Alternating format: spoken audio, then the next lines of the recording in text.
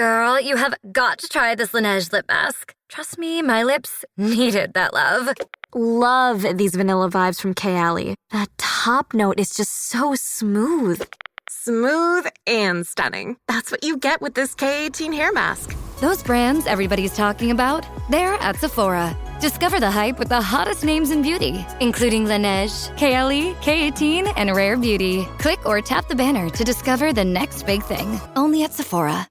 Auto insurance can all seem the same until it comes time to use it. So don't get stuck paying more for less coverage. Switch to USAA Auto Insurance and you could start saving money in no time.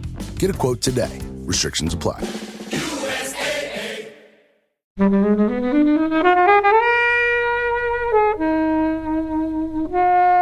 Everything's firing on all cylinders. The script is quick and smart, and it believes in its audience. Everyone's acting is out of control good, and the director is killing it. I mean, the fake out is amazing. The down the barrel shots, the establishing shots, the Buffalo Bills perspectives, the reflection, all of it is just, and the pacing of the film, you're just going the whole way through. It's flawless. It's flawless. It's one of the truly, really probably like a top 10 film for me.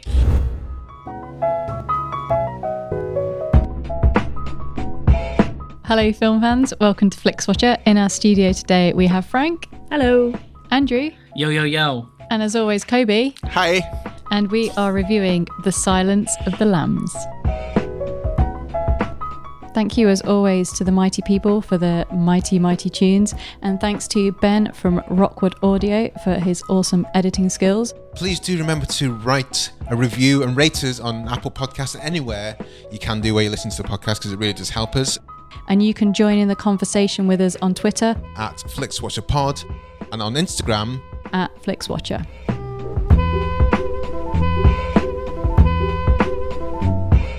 Hello and welcome to this episode of Flixwatcher Podcast. Joining us today, we have Frank and Andrew. If you would like to say hello and tell the listeners who you are and what you do, please. Hello, I'm Frank. I am mostly a mental health nurse, but I'm also on the internet giving my opinions on a variety of things, but a lot to do with transgender rights and things like that. So, yeah, that's what I do. I play a lot of D&D as well, Dungeons and Dragons, for those that don't know. We've been watching. We've seen Stranger Things. We now know. If you didn't know, true, actually, if you didn't know before, we now know what Dungeons and Dragons. It's popularized it. That's true. It's all over the internet now. Yeah, my name's Andrew. I'm a dungeon master. Oh gosh, that's what I'm here to represent. You're here to one up. That's right. Yeah, I tell you what's happening. Nope. Should be my tagline. So I've never played D&D. Oh, so I'm not going to start because I literally have no time. But because it looks like one of those things you get involved into it. Yeah. Deeply. Yeah. But as a dungeon master, you don't actually play the game, do you? You're just kind of guiding people through it. You're playing your own game by yourself. That sounds like a very big euphemism. Well, no, it's a game called How Far Can I Push My Loved Ones Before They Break and I'm Alone. Oh, no. That's not how it happens at all. No, absolutely not. So I have both being the dungeon master and being a player. And I much prefer being a player of the game because you push the dungeon master to see what you could do. And I argue the toss constantly with Andrew, every which way, really, about how to, for me to get the best result for me and my team. Because you declare, do you just say, yeah, I'm going to be the dungeon master? Or is there any qualifications you need to actually... No. Will in Stranger Things tends to take the role free time, and you've just too many.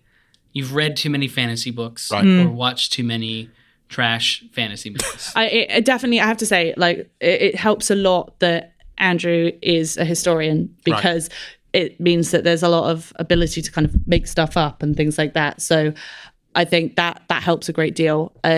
You need to know the rules, but at the same time, if you stick to the rules too much, it gets very boring very quickly.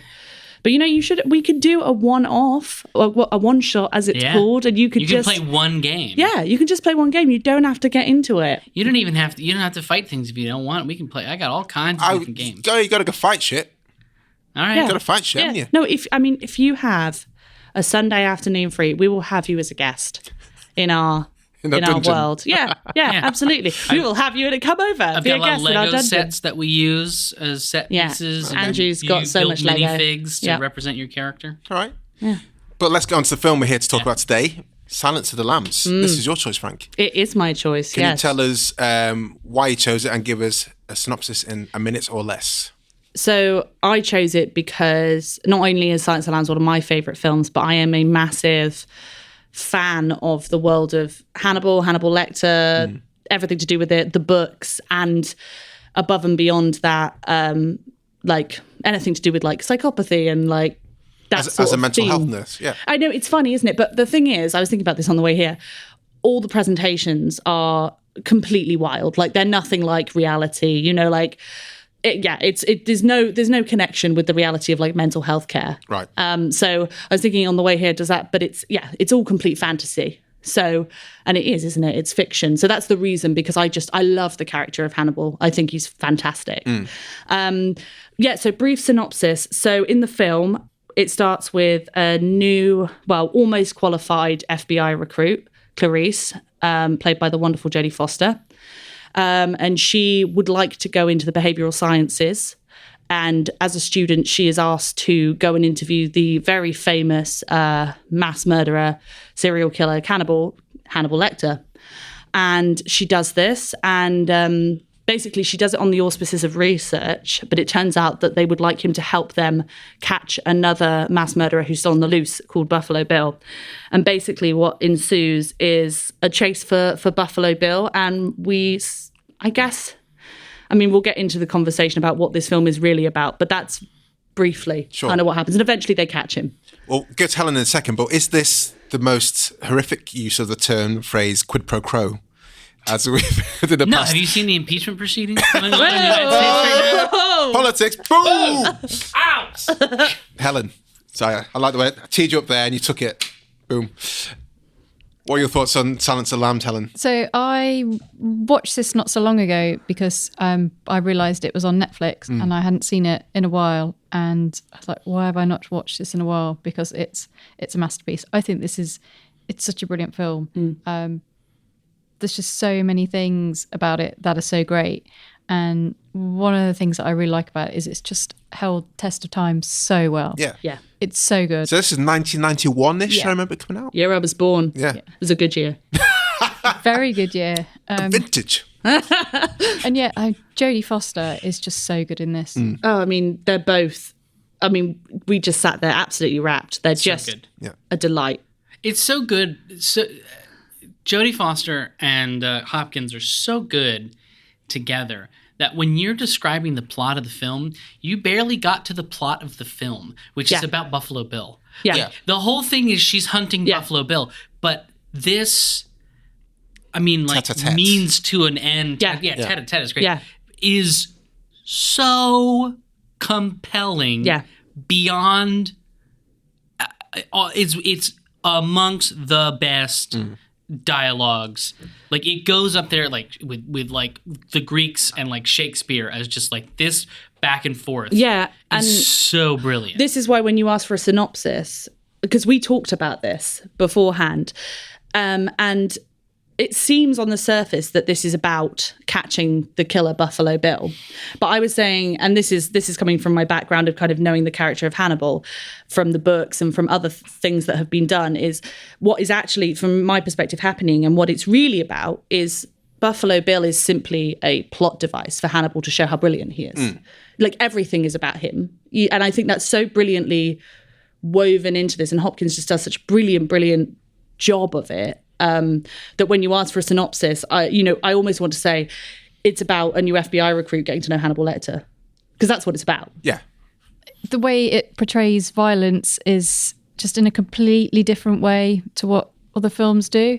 Like when they're sort of looking at the decomposed bodies and they've got like the nose stuff on, it's very kind of matter of fact, and it's not like giving like a sexy sheen on it, which a lot of films do to that. And it's got so many great lines in it and weird lines, and it's really disturbing and really dark. Because there's not many outright scenes of pure violence in it, but the ones that are there are like haunting. Yeah. They're chilling. And the one where it's hitting the guy with the nightstick, you don't even see the strikes. Right. No. But the way it's shot is like... Well, you see his face, you see his face and you see the blood splatter, but you see the calmness in his face. Yeah, exactly. And that's what's chilling about it. That's what's chilling, yeah. Because you've seen, there's many other films where you see the nightstick or the hammer or whatever being hit in someone's face, and that's always like, okay, well, that's happening. Yeah. When that happens, where like, the machete goes through the head or the hammer collapses the skull a bit, you go, oh Jesus, and then you're done. But that scene, it lingers. It lingers. And what's so crazy is like Anthony Hopkins does not strike an imposing form. No. There's nothing about Hannibal Lecter that if you see him, you're like, that guy's gonna mess me up. If you like walking down the street, you're like, that's an old man. But that's so true to form with the character, which is so brilliant about it. Is he's terrifying. He's chilling. He's absolutely chilling. And I just think, Anthony Hopkins being that unimposing form, but it's the eyes. And you were talking about all the concentration. Yeah. There was I noticed this time, I think I've noticed it before. Does he blink in this? No, it's a thing that he made it so that he rarely blinks. Apparently it's based on a friend of his who he knew, who basically just rarely ever blinked. Right. Everyone was terrified of him. That's amazing. Yeah, I would be terrified of that person too. There's a thing that happens in this movie throughout where the camera takes on the perspective of Clarice multiple times, and it's very interesting that whenever that happens, the male actors are looking straight down the barrel of the camera, right? Almost every time, and if they're not, that's on purpose. It's like Chilton isn't looking down the barrel of the camera because he's sexualizing Clarice. Right. That's how you know her boss actually doesn't want to sleep with her, because he is looking straight down the barrel of the camera. Hannibal's looking straight down the barrel of the camera, unless he's kind of doing, he's like Hannibal. This crazy, like, whenever it gets in her perspective, you really get into you have to be the detective. Like you the whole time you're like, I did notice that, but I hadn't actually thought of that as the thing. Yeah. That is super cool. The only thing I have against this film, is she's a trainee FBI agent, but yet she's sent off to do all these things by herself. Yeah. That's the only thing that's kind of pulled me back out a bit sometimes when it's like she's going into the garage. Yeah, that's the only thing the FBI were a bit like, there's no way we'd let like this recruit go off on their own. Yeah. They wouldn't do it. And they were like, no, this is for the plot, this is for the drama. So they let it slide. Yeah. I also feel like it's a bit of her, she's doing it. Yeah. The bit with the garage is she's not been given the okay to do that.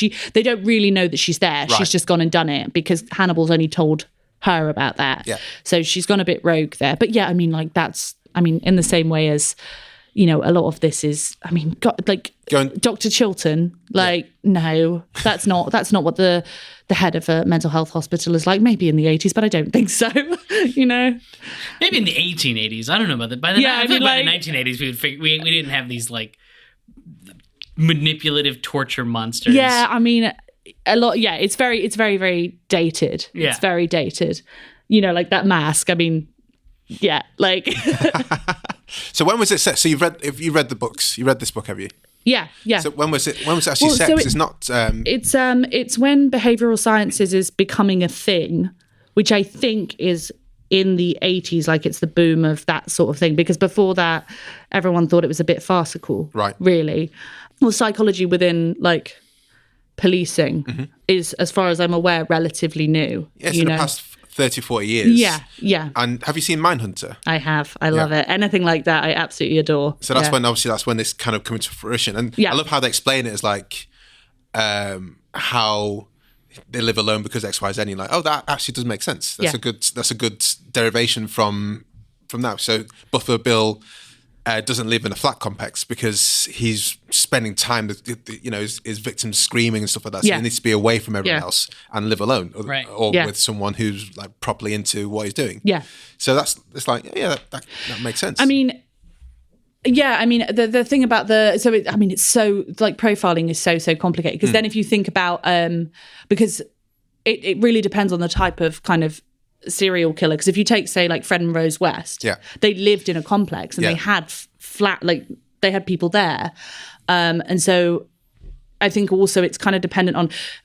So Buffalo Bill as the character is kind of a loner, so it depends on whether you're talking about your kind of narcissistic, manipulative lawbreaker or your loner kind of lawbreaker. But I mean, what I love about Hannibal is like he's wildly intelligent, and that I think if you read about real life kind of serial killers who are now incarcerated, it's rare that, you hear people say they're wildly intelligent because he's supposed to be like a mastermind and he's almost impossible to catch in the books and things like that. And I think, I suppose I like it because it does push the boundaries of what is possible. Otherwise, I think it would be probably a bit too close to home if it was really, really realistic, and so I think there's a little bit of that in there about like how people really profile, but I also think there's a lot like the FBI say, there's a lot of what's it called, poetic license. Do you think it was a bit, having seen the modern stuff like Mindhunter and dare I say X-Files and stuff like that, was it a bit expository sometimes? Clarice is speaking to her superior and she's like, well, this white guy, because they only serial killers tend to hunt within their race or something like that. Do you think things like that were a bit like, okay, we know this now? Oh yeah. I mean, like that one's thrown around a lot, and it's they're like just little lines, I think, that they put in there. But yeah, I think we had a big discussion about the dialogue, didn't we, and how much people would actually be paying attention to the dialogue, because I feel like this film rests a lot on its dialogue. Like it's got quite complex dialogue. And I think that's really important to it. But you were saying kind of the visual aspect of it.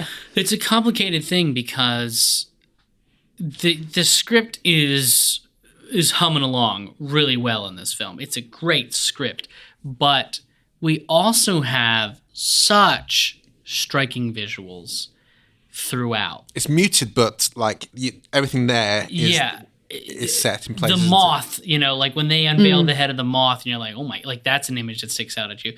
Everything Hannibal does resonates. Buffalo Bill resonates visually, even just Jodie Foster, like even the way, like the haircut they gave her and the makeup they give her, just like framed, like it's muted, but it's still burns into your memory. There's some shots in this which I really loved with Jodie Foster in what is a heavily male-dominated arena. I thought at one point, let's see how many women there are in this arena. And there's one point where she goes into the lift and she's shorter than everyone by she's a tiny a foot and a woman. half. I mean, that's got to be part of the casting, is that she is a tiny, tiny person. Yeah.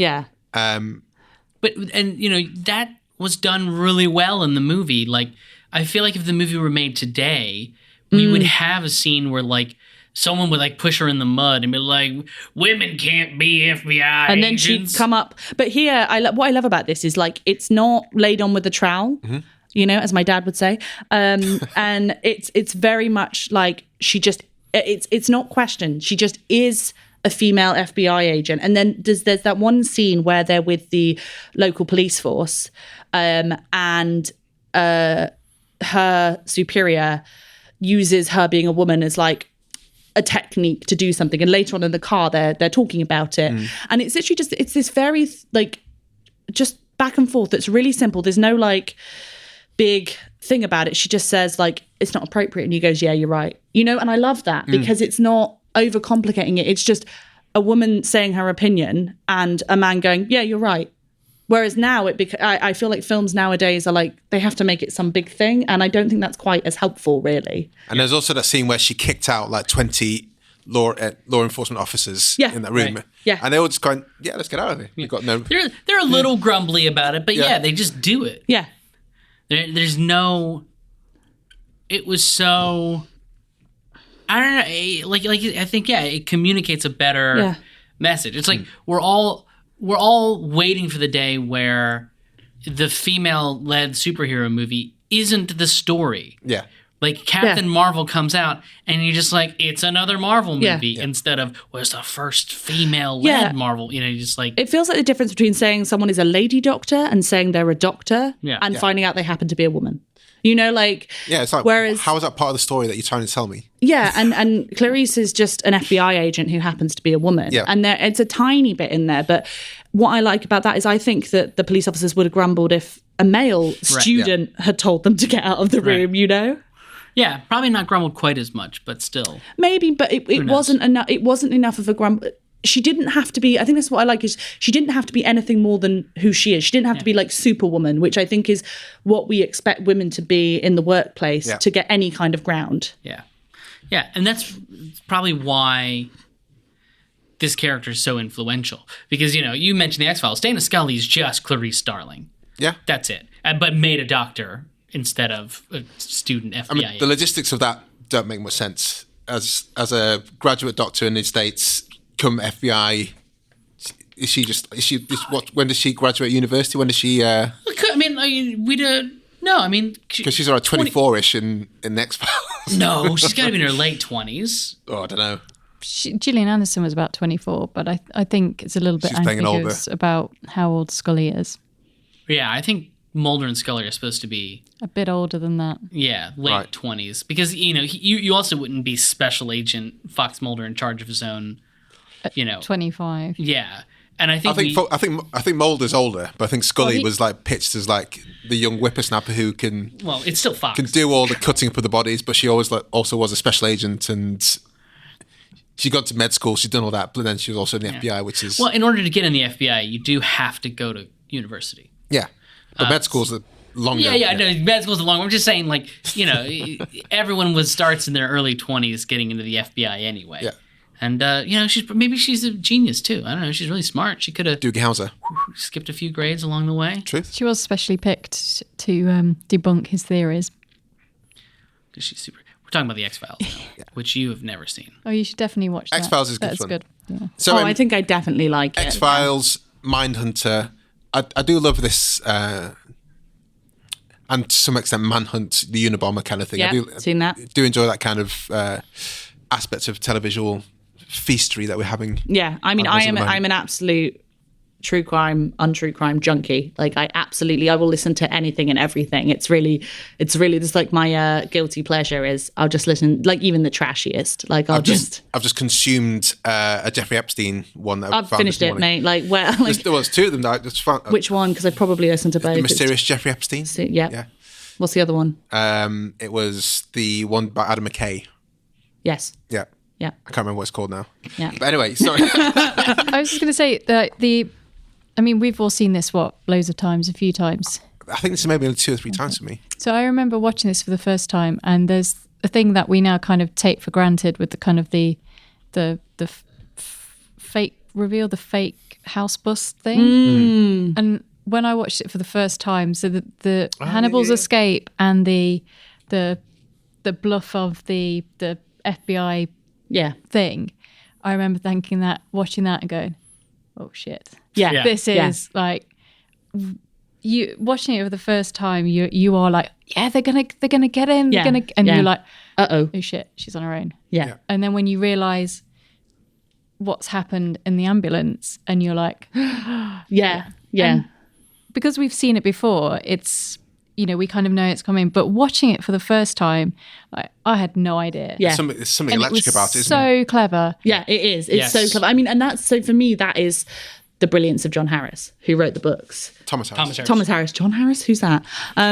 Thomas Harris. Like, just that is just brilliant. Like the way Hannibal escapes, it's insane. It's genius. Oh my god, the body on genius. top. The first time I watch it, like there's the body on the elevator, and you're just like, you're like, oh, I don't. You're like, oh no, there's something feels wrong, and you're like, what's happening? Yeah, and then it just, oh my god. Well, when he comes up from the ambulance and pulls the skin off his face, I think I just sat straight up from wherever it was, and like, holy, thank.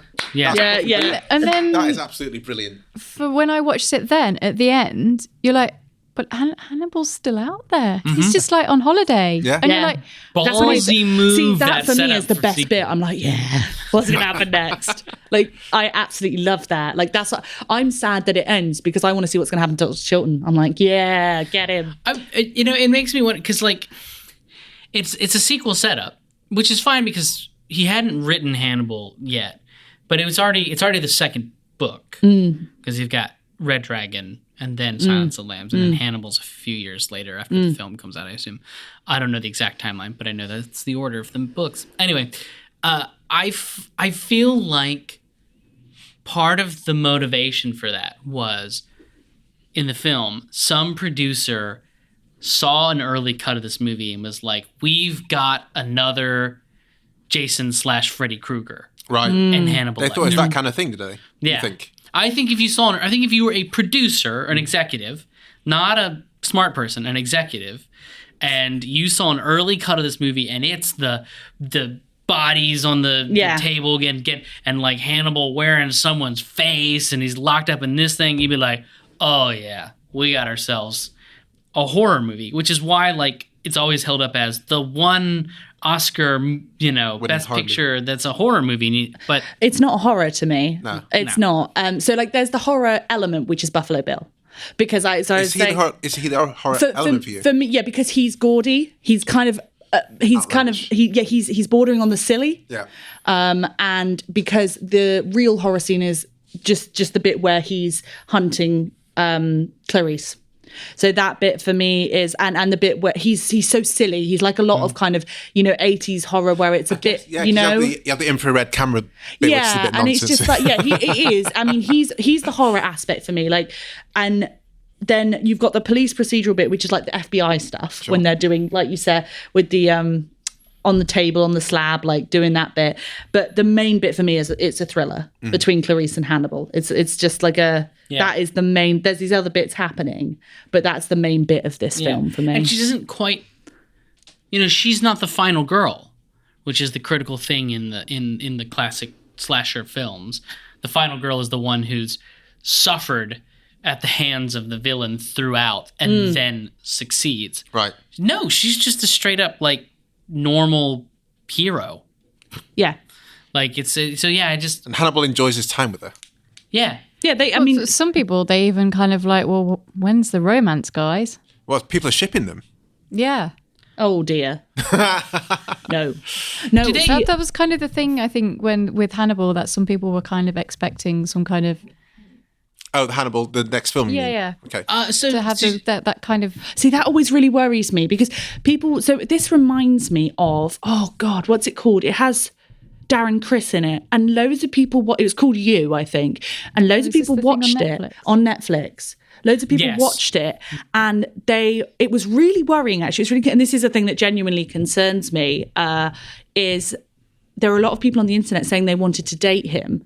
And he is the character is a bona fide, psychopath, sociopath, narcissist, however you want to call it. He's a very, very dangerous person. And if you like that kind of thing, you should definitely watch it. It's a stunning piece of like television. And actually, I think it's Darren Criss. He actually put out on the internet. He was like, no, this character is not to be liked. And that's that. When I hear things like that, because I definitely have a morbid fascination, but I do think there's something really, really concerning that these characters that are absolutely written to be morbidly fascinating, but definitely not someone you'd want to spend time with. But there are a lot of people that want to, and I worry. Because like they're The Watchmen. powerful. I don't know. Or The Watchmen. Yeah, you know, and it's like, no. All those people who think Rorschach or the Those comedian people, no. are great. The people who think the comedian's great, I'm the most worried about. Yeah. The people who think Rorschach's great, at least I can I'm be worried like, for. yeah, thank you. Worried about, yeah, you're right. What, and you then mean the 7th Cavalry people? yeah, and then the people who think Ozymandias is right are just right.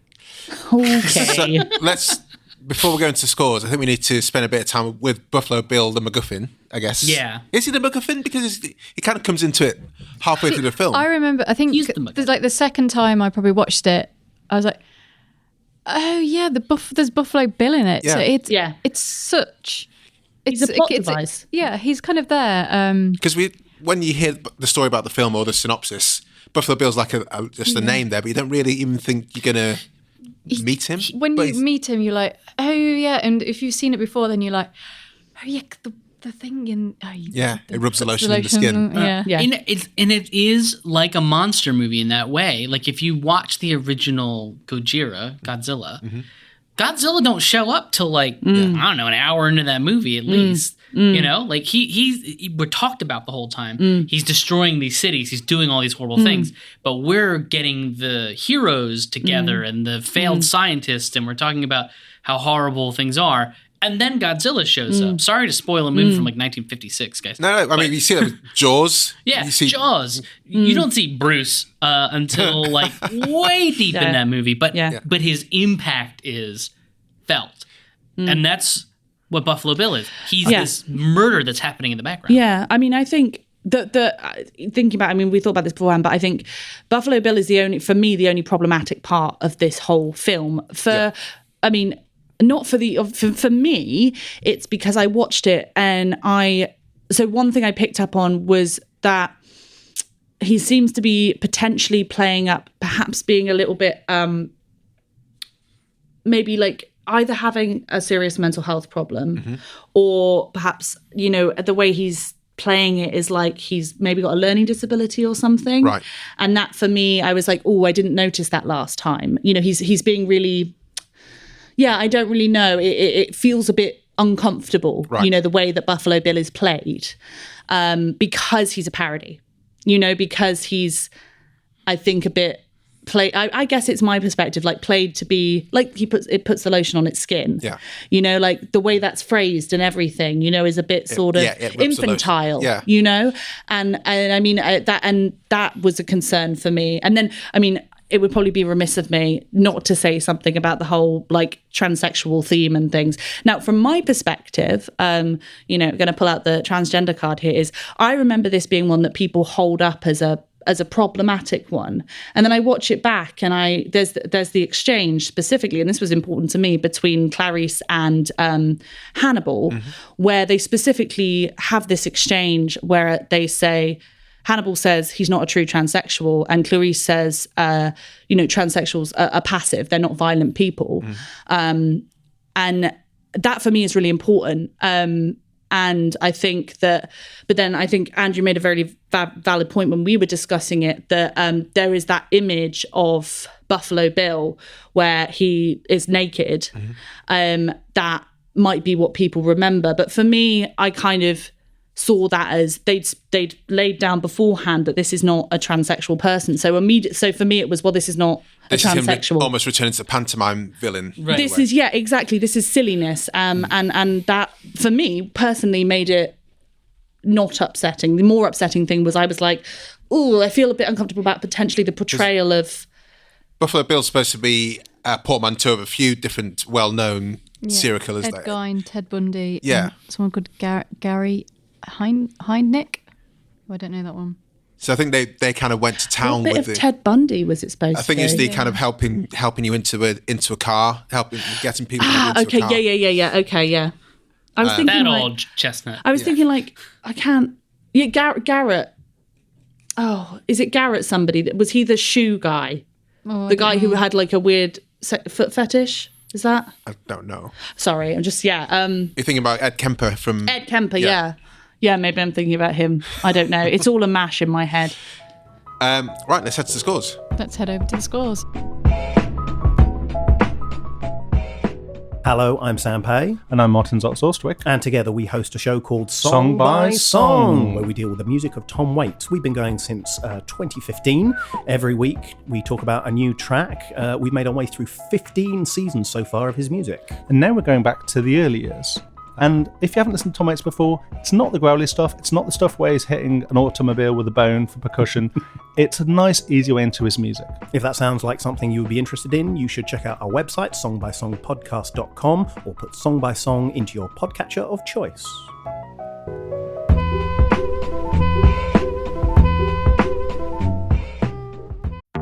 Make your next move with American Express Business Platinum. You'll get 5 times membership rewards points on flights and prepaid hotels booked on AmexTravel.com.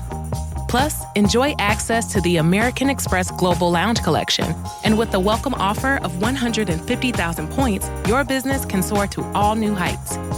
Terms apply. Learn more at americanexpress.com/business-platinum. Amex Business Platinum. Built for business by American Express. So, welcome to the Flixwatcher spreadsheet of dreams. All the scores are out of 5. You may have decimal places if you wish. And let's start with you, Frank, please, with your recommendability. 5 out of 5, hands down. Like, it's just, I think everybody should see this film once. I think it's just brilliant. Yeah, not children. This one is rated, 16 and up at least. Oh, and this is 18. This is 18 UK. Yeah. Oh yeah. Do you think it would be rated 18 now if it was to come out right now? I think it should be. Because it's got God, the I hope C so. word in it. So Does that I up think, it to? I think it might do. And that was right at the start, wasn't it? Yeah. The nudity does. Oh yeah, Migs. Oh Sorry? boy. Oh, yeah. Yeah, MIGs and the full frontal nudity. I don't think full frontal makes it 18. It but- does if it's female. It does if the person has, like, traditionally female breasts. I believe so. Because we have weird... Well, don't worry. The laws. MPAA, as soon as they see You can have Buffalo full Bills push, frontal- they're like, "R." Yeah, you can have full frontal penis nudity, but you can't have full I'm thinking, frontal... what was that Danny Boyle film with Yeah, the trans? in this country. I don't know about your It's country. the opposite in our country. Trans. Oh yeah. Maybe I've got that wrong. No. As soon as a dick enters the screen in America, they're like R, R, R, R, R, R. But if But there's you've some- got them on the news all but the if some time. naked ladies, we might be able to give it away with PG-13, depending on how it's shot. I'm going to just look at the film Trans because I'm sure that was a 15 and there was... Tramps. Yeah. Trans. It was No. the Danny Boyle Trans. film I'm with pretty Rosario sure Dawson. The C word gives it. The C I mean, word. he also is like, I'd fuck me. He does that whole Who does that? Buffalo Bill. Buffalo Bill gives this an R. Yeah, I mean, Hannibal 100%. puts a person's face on his face. Yeah. Yeah, but that doesn't this give is it, for that doesn't give it adults. an R. No, this is for adults only. No, I think if you took There's no way Buffalo- your country's that much more liberal than ours. This is an 18. This is easily. an adult film. This is a different film we're looking at. Yeah, we'll keep... Yeah.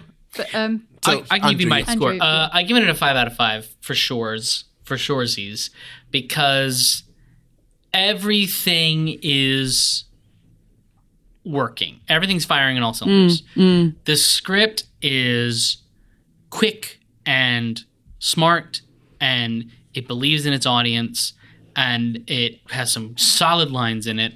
Everyone's acting is out of control good. And the director is killing it. I mean, the Demme. fake out is amazing. The down the barrel shots, the establishing shots, the Buffalo Bills perspectives, the reflection, all of it is just, and the pacing of the film. You're just going the whole way through. It's flawless. It's flawless. It's one of the really probably like a top 10 film for me. This is a film, Trans was a 15, and this contains full frontal female nudity, and it's focused on it's part of the film. yeah, but it doesn't contain someone wearing someone else's face. No, but I'm saying this It's- nudity doesn't make it. okay. My point I is thought nudity it doesn't did. make I don't know why. You see what's happening here is starring James McAvoy. That's what happened. And that's why everybody needs to see it. It goes down below adult because James McAvoy doesn't actually play with adults. Slam Yowza. on James McAvoy. Helen. So just to carry on with what you were saying, Andrew. So this is probably like the only time when people have gone, the Oscars got it right. Yeah. So they gave 5 of those for the acting, the directing, screenplay. Who won acting? So Jodie Foster, Yes. Anthony And Hopkins. both. That's what I was just checking. So both best Yeah, actors. both the lead as well. Even though Anthony Hopkins' screen time's 20 minutes total, It's or something not. like People that. keep saying that, but he's in the film for a long time. But his screen time apparently is only like 24 minutes or something. Yeah. Oh, he's so... But every minute. He makes every minute So count. That's how much you remember. God, he's such a good actor. Because people say that as like, I think it was the record point for the shortest screen time for An best Oscar. actor, but I think because he is the film. Well, for when yeah, he- him and Clarice. Well, Yeah. him and Jodie Foster. No, but I mean, yeah, in terms of like the establishing shots, all that kind of head-to-head stuff is like Yeah. fine. I mean, everything else is filler. Yeah. In my, you know? Or killer no filler. So, sorry. A 5. 5. 5 for 5 Oscars. Yeah, I mean, obviously, this film is not for children, but it's such a good film. I'm going to go for 4.9 here. Oh, what? Lord. Come on. Lord. Because there are people. Contrarian. Because you're Contrarian. talking. Like when I watched this the first time, my mum walked in and said, "What are you watching?" Oh, Silence of the Lambs. I must have been like 20. I'd missed the boat when I was 11 when it came out. You don't watch it then. And then I think I watched it when Netflix had its original format when DVDs came through the Oh my post. God, I learned about this the other day. I had no idea they did that. So- Back in the good old days, Oh, I know what Love Film Netflix is. would mail you But that's not DVD. no Netflix film, apparently. Yeah, but it's the same. The Netflix and Love Film were the same thing. They were just two competing. I had them both at the same time. Yeah, but I didn't know that Netflix did this. Yeah, and I think I just went down the list and was like, yeah, it's a film I've not seen, film I've not seen, film I've not seen, just like got them all. So this was like my mid-20s, and my mum walked in. What are you watching? Oh, Silence of the Lambs. That film about cannibalism. Why are you watching this film? It's like, so the people who just like hear a storyline, hears about Hannibal the cannibal, and that film's not for them. But would you try and recommend it to them? Will you try and make them understand why it's so good? I wouldn't even bother. If people got to think, well, she wouldn't like it. But there are a subset of people who just kind of take that's not like not recommending ice cream to people. That's madness. That's not the film's fault. Hey, you've got your scores. You've got your 5s. Let me You've got say your this: triple though. 5s. This movie used to terrify me in the video store. Really? The death moth, because there was a cardboard standee, right? And it was the death moth. And I, as a child, I was like, nope, I don't want to look at that. That one and the 1980s Kevin Dillon Blob standees both terrified me as a child. One of those movies is good. But does this? Let's talk about this now. Does this film actually terrify you, or are you kind of enraptured by it? I'm enraptured by it. Yeah, I think it scared me a bit the first time I watched it. I think that bit with the bit at the end where you think that they've got the right house and then they haven't. Yeah. That bit's a bit like, oh my God. And also when with the night vision as well, because at that point it could go any way, and for me anyway, I did feel for her, and I found that terrifying. Yeah, I thought because her acting in that scene, like, was brilliant. But then also, I thought it was a bit farcical that he's like kind of touching her hair but not doing anything. He's like, it's like almost Bonzo, and that's where he could have gets a shot off when he has. But to me, that's the horror element of it, because horror films are like that. Yeah, you know, they're just you've got to suspend your disbelief. I'm with Frankie Faison's Barney on here, friend of the show, Frankie Faison, your buddy, Frankie Faison. Absolutely.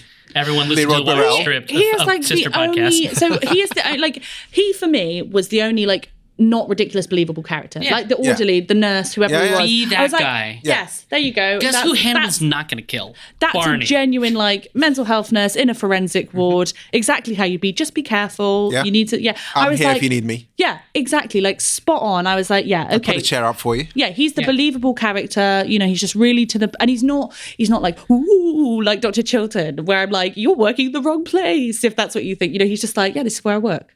You know, and that was like, that is what it's like when you go to a secure facility. It's people just work in there. You know what I mean? And that was that's the one believable character for me.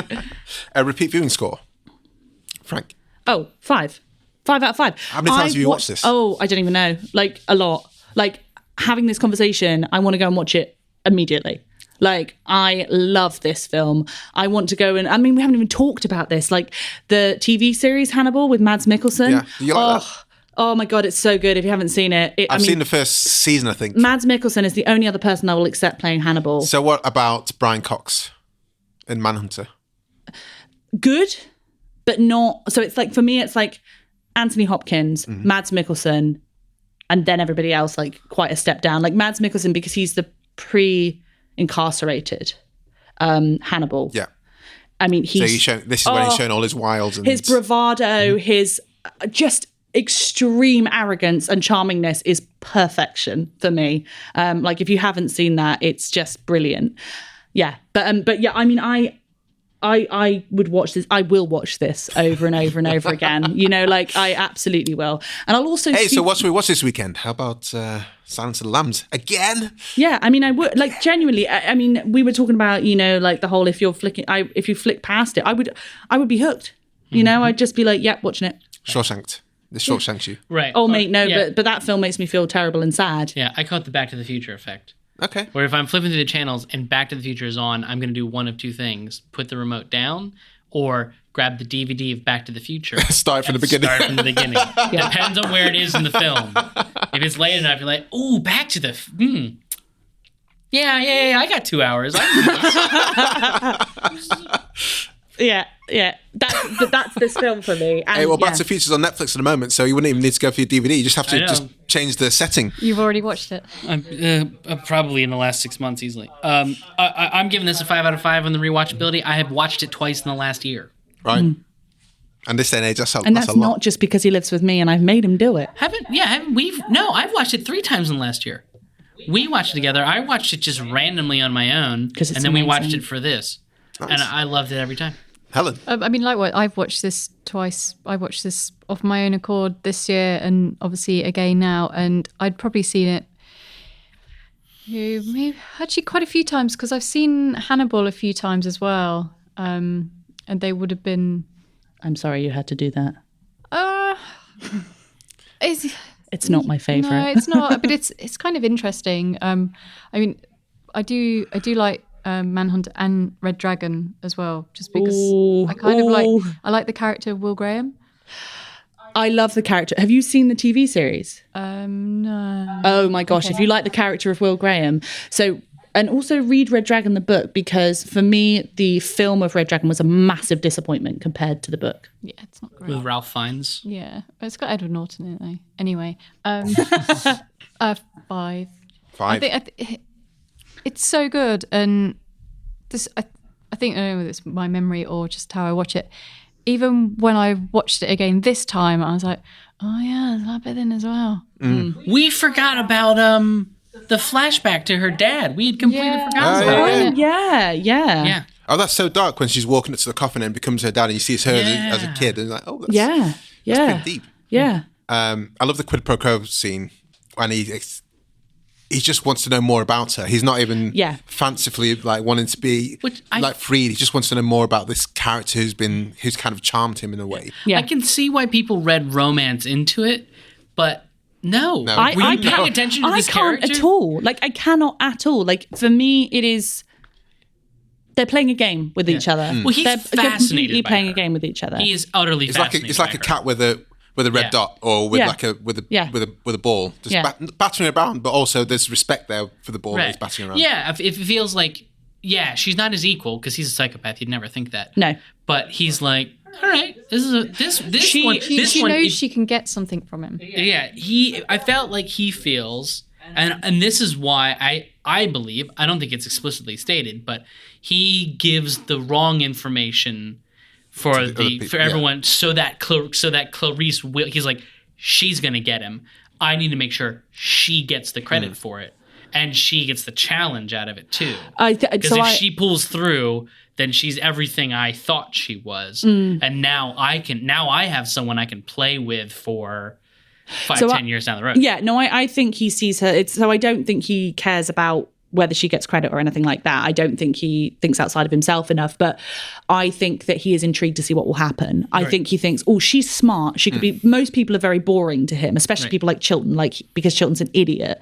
He's very, very boring to, whereas he can tell that Clarice is smart. Yeah. And so he thinks, it's kind of, he's playing a game. You know, he's a puppet master. The clues that he gives are not easy clues. No, and it's fun for him. Yeah, and it's like, okay, well, I gave you that bone. Can you pick this one up? Yeah. Exactly. All the way from West Virginia with your cheap shoes and your good bag. Oh, I love it. See, I really want to go and watch it again. So I've only seen it twice, and I will see it again. Not sure how often, but I can't compare. I thought Manhunter was laughable. I just did not like Brian Cox at all. But Mads Mikkelsen, I think, is a worthy. Oh, so good. He's worthy. But I've only seen the first season, so I need to crack on with the rest of them. But I did find him a bit hard going because it's just it's relentless, his narcissism, and he's not someone you like in the TV show. I don't think. I mean, he shouldn't be. But here, you like the banter. I want to be friends with Hannibal. No, you don't. He'll eat you. No, I don't. But again, I want to be depends like Barney. How smart you are. I want to be like Barney. I want Hannibal to be like, all right, that one's fine. See, to be honest, Unless The don't thing spoil is, it for me. I hope he doesn't with die in Hannibal, in a weird way, it's going to sound weird, but you want him to eat you. You don't want him to think you're interesting because he will just destroy your life. Well, he doesn't think he doesn't. Because that's what he does to Will Graham. Again, what I'm saying is, in this facility, Chilton is the devil, like trying to torture him, and he eats that guy. But 100%. Barney, like, he thanks him at one point in time for something. Yeah. He's like, you were. He's not interesting, but he's like, you were doing your job, mate. doing your job. I respect you. You made my life slightly more difficult, given the circumstances. Yeah. I won't deal with you in the future. It would only be if Barney got in his way. Like if Barney tried to Right. stop him from leaving. And Barney's not going to do that because he's smarter than that. Yeah, Barney's just like... Yeah. He's got to juke the stats and all these Hannibal's other like, I'm in prison. Okay, I got caught. That's fine. Poor wee me. I'm not going to... Because he picks his targets, doesn't he? The thing about it as well is he's extremely patient. Yeah. Like extremely patient. Like, you know, like how long has he been waiting for someone to leave a pen there? Yeah. How many times has he invited Chilton or orchestrated it so that Chilton ends up in, because he knows Chilton is stupid enough and arrogant enough. So Chilton's like the stupid sociopath, which is much more common, where you are so arrogant that you trip yourself up, you know? And he knows that he's going to mess up at some point because he thinks he's untouchable. And so just waits, you know? I felt sorry for Clarice when she gave the offer to Hannibal and it ended up being a false one.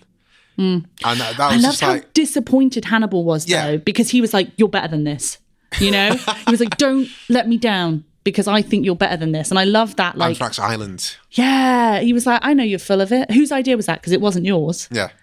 You know, and I love that where he's like, you're not stupid enough to do that. Don't do what the stupid people tell you to do. Yeah. Small screen score, guys. Did you give it a So score? I gave a 4.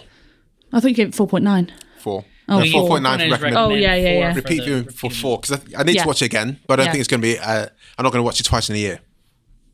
Oh, you're missing out, but that's okay. There's other. You're the contrarian. Back to the Future. I've watched thrice this year. Oh, okay. Is that your number one? You've most rewatched movie?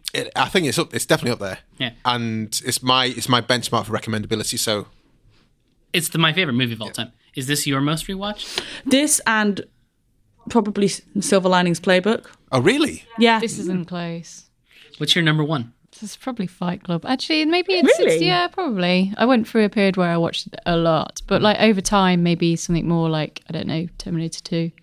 I watched T2 this weekend actually. Oh, nice. Yes, that's now on Now TV and Sky. Actually, to be fair, if we take like what I watched a lot as a kid, I was I don't know why, obsessive fan with old musicals. Oh, nice. So I rewatch, like I have seen Sound of Music more times than anything. So like stick on a musical, I'm happy. Well, whack on Singing in Rain. I love it. I've only seen it once. And I was We like saw that on the big enthralled by it. screen. Saw it on the big screen. Nice. For the BFI musical thing. Well, let's Yeah. go to the small screen score as a nice segue. So the thing is, I gave it a high score. I gave it 4 out of 5 because I think it works brilliantly on a small screen. But I dropped one because God, I want to see it on a big screen. I want to see those long stares. You know. Yeah. I think it works. I think it works wonderfully on a small screen because the dialogue is so good. You know, I think it has such a good balance of both. I don't think like I'm talking like a television. I think it would be really unfortunate on like anything smaller than that, and then it would drop massively. You know, I don't think you can watch it on anything smaller than a nowadays television. Otherwise, it would just be you'd lose a lot. You'd lose a lot of the quality, really. Andrew. So the first time I saw the movie was definitely a VHS. Yeah. On like a 19-inch screen TV. And that was huge in those days. Yeah, that was massive. Oh my God. And I got to say that a tiny bit gets lost when you go down that small. But the dialogue is so good. The pacing is so good. The acting is so good. I still give it a 4 out of 5 on the small screen. I just feel like you want to see it on a big screen, but if you see it on a small screen, you are still going to enjoy the ride. Just like the thing about in the big screen, because I've seen it in the big screen, like that tete-a-tete is elevated. It's an elevated experience. Yes. So it's if you can find if the Prince Charles or the BFI or whoever, if your local picture house, I don't care what it is doing a Silence of the Lambs screening, do it. it's worth your 10 to 30 quid. I mean, I can't wait for that. I haven't seen it on 10 the to big 30 screen. quid. 40, isn't it? With the Odeon. Deluxe? I tell you what, that's not worth it. No, 40 it's quid? not. It's not. We saw 2 movies there for London Film Festival. Nah. They're 25 quid tickets. Yeah, it it's wasn't worth the rubbish. 25 quid. I hate that screen. I hated that screen Awful. before. I hate it now. When you're up the top, you can't see anything. Oh, right. Oh my God. When you're up in the balcony, there's less leg room than there's. It's like being in the Prince Charles, but you're paying like stupid price. Through your 10 nose. times as much. It's not worth it. Helen, what's your small screen score? I'm also going to go for a 4. I have only ever seen it on your standard TV, and Sorry, did you say 4, Andrew? Yeah. again, I'd like to see it at the cinema, but if you've only ever seen it on TV, I don't think you're maybe missing out that much. I had a quick look at the cinematographer, Tak Fujimoto. He seems a bit of a workman type, not a flary. Great work in The Sixth Sense. Not a flary cinematographer. He's not your Deakins, Roger Deakins in terms of, but he seems to do things that, like they say, Sixth Sense, which is just shot well. Yeah. It's just shot really well. I'm surprised. Devil in a Blue Dress is also shot really well. I'm sure he did Ferris Bueller's Day Off, and so he works with. So I'm quite surprised. So he's just not a workhorse type, but he knows how to lay a shot up, and I think he knows how to. He's good at what he does. Yeah. He's consistent. We did the pilot of MacGyver. He's done some weird stuff too that I've not heard of. I mean, there's not. I mean, if I'm looking at Philadelphia, has some solid composition as well.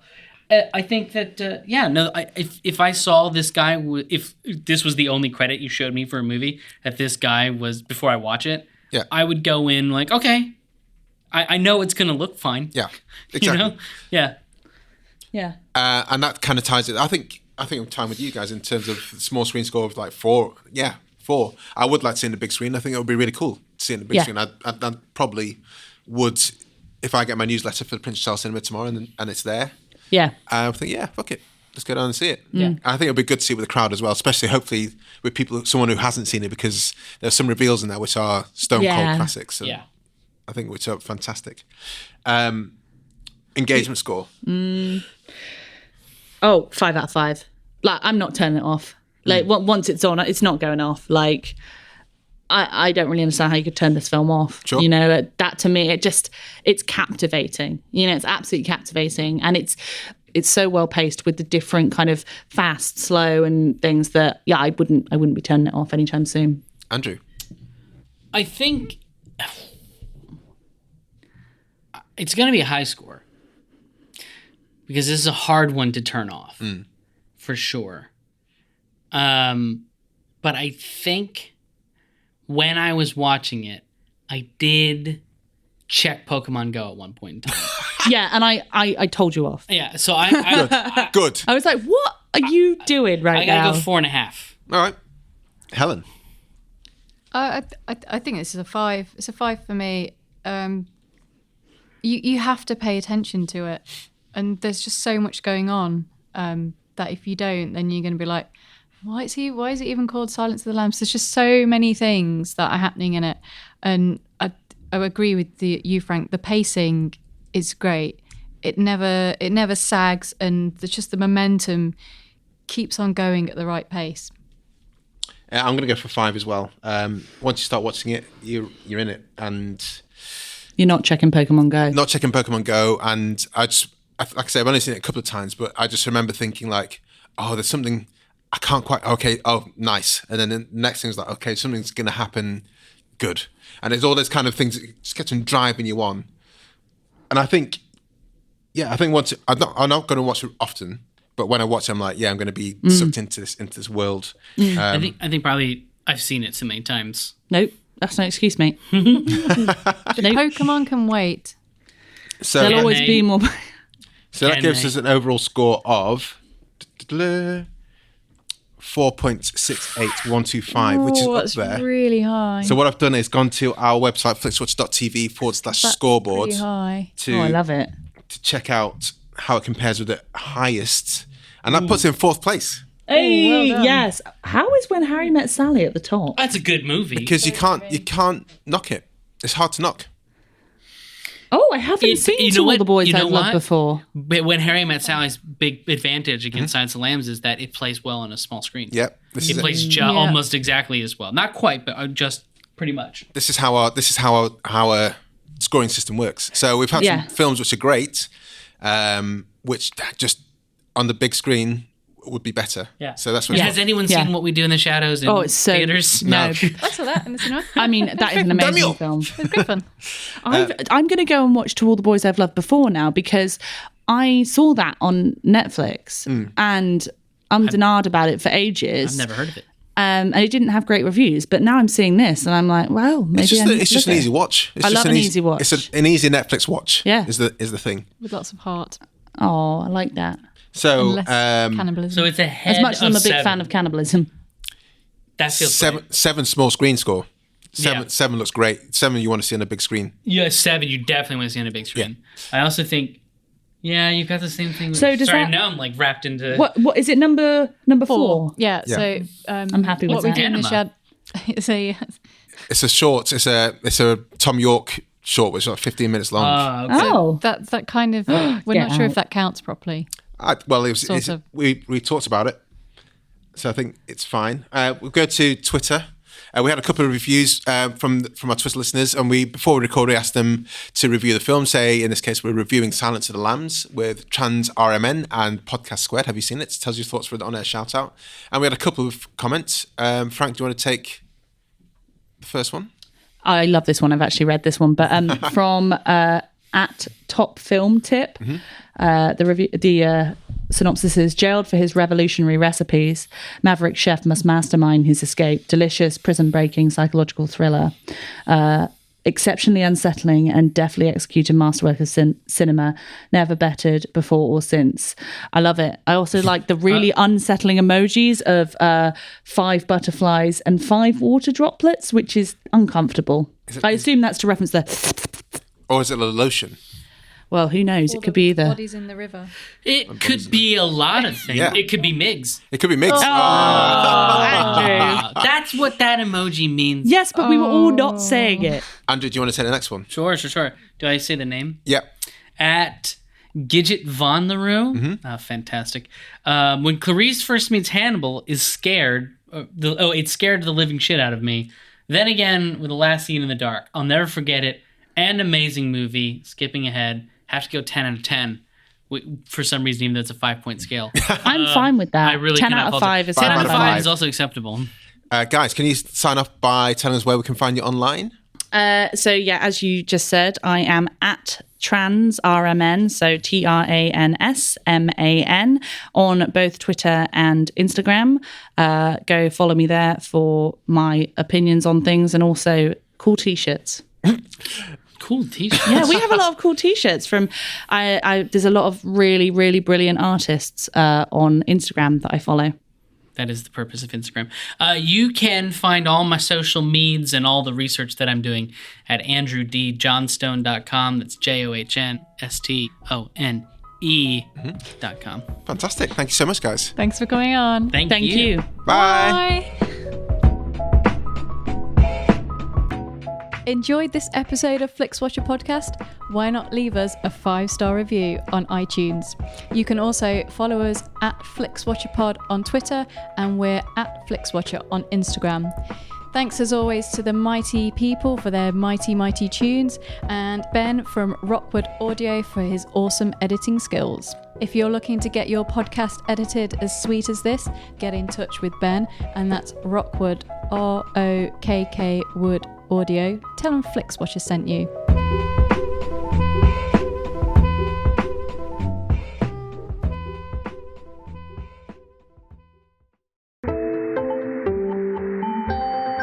You just heard a Stripped Media production.